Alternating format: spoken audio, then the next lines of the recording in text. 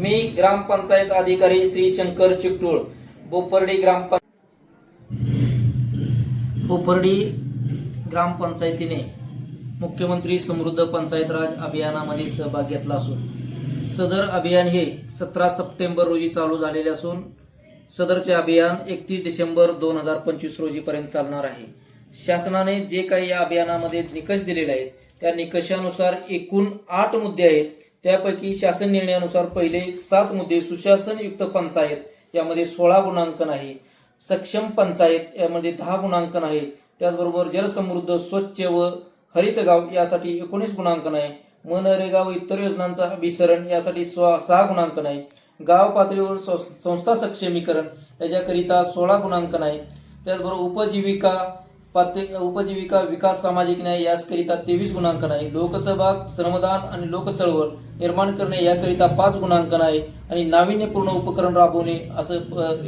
5 गुण आहे। एकूण गुणांकन 100 असून मुख्य प्रश्न 51 आहेत, उपप्रश्न 51 आहेत, असे 102 गुण आहेत। या 102 गुणांकनानुसार 17 सप्टेंबर पासून ग्रामपंचायतीने जे कामकाज केलेलं आहे किंबहुना करत आहे यामध्ये सुशासनयुक्त पंचायत म्हणजे ग्रामपंचायतीचा कारभार, या कारभारामध्ये आपण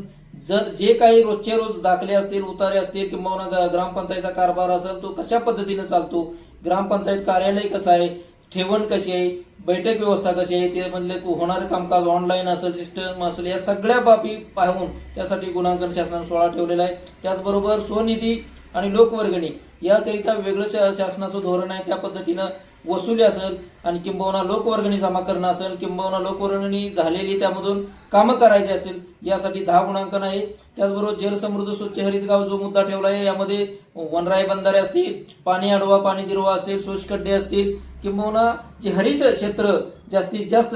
करायचं आहे याकरिता शासनाने 19 गुणांकन ठेवलेलं आहे। त्याच्याबरोबर मनरेगा व इतर योजनांचं अभिसरण करायचं आहे याकरिता 6 गुणांकन आहे। याच्यामध्ये घरकुल पूर्ण करणे असेल, किंबहुना रोजगार हमीची कामं असतील, किंबहुना 2 योजना एकत्र करून अभिसरण करणे अशा पद्धतीकरिता 6 गुणांकन ठेवलेलं आहे। आणि गाव पातळीवर संस्था आहेत म्हणजेच ग्रामपंचायत असेल, शाळा असेल, अंगणवाडी असेल, सोसायटी असेल, किंबहुना शासकीय इतर ज्या संस्था आहेत त्या सर्व संस्था की तिथली बैठक व्यवस्था, ऑनलाईन पद्धत, CCTV असेल, ज्या काही बाबी आहेत शासनाचे जे निकष आहेत ते पूर्ण असतील तर त्या ठिकाणी जवळपास 16 गुणांकन ठेवलेलं आहे। आणि उपजीविका विकास सामाजिक न्याय यामध्ये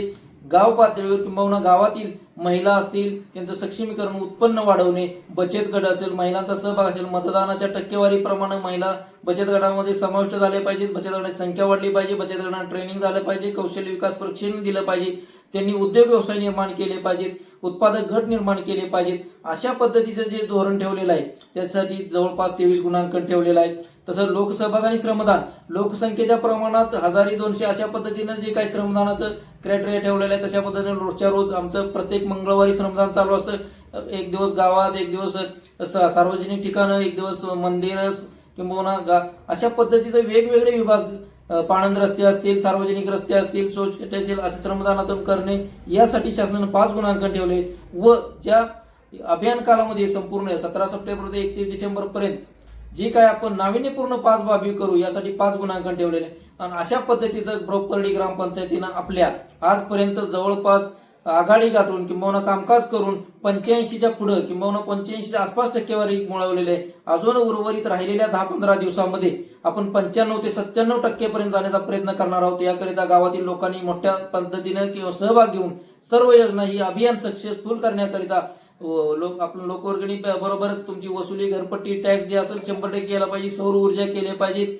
जलतारा पूर्ण केल्या पाहिजे, असं सहकार्य जर लोकांनी दिलं तर 100% बोपर्डी ग्रामपंचायत तालुक्यात नव्हे, जिल्ह्यात नव्हे, राज्यामध्ये झळकायला वेळ लागणार नाही, अशी मी ग्रामपंचायतीच्या वतीने ग्रामपंचायत अधिकारी म्हणून आपल्याला नम्रपूर्वक विनंती करतो, किंबहुना आपल्याकडून तशा पद्धतीनं साथ घालतो, आपणास सक्रिय सहभाग होण्याकरिता मी विनंती करतो। जय हिंद, धन्यवाद।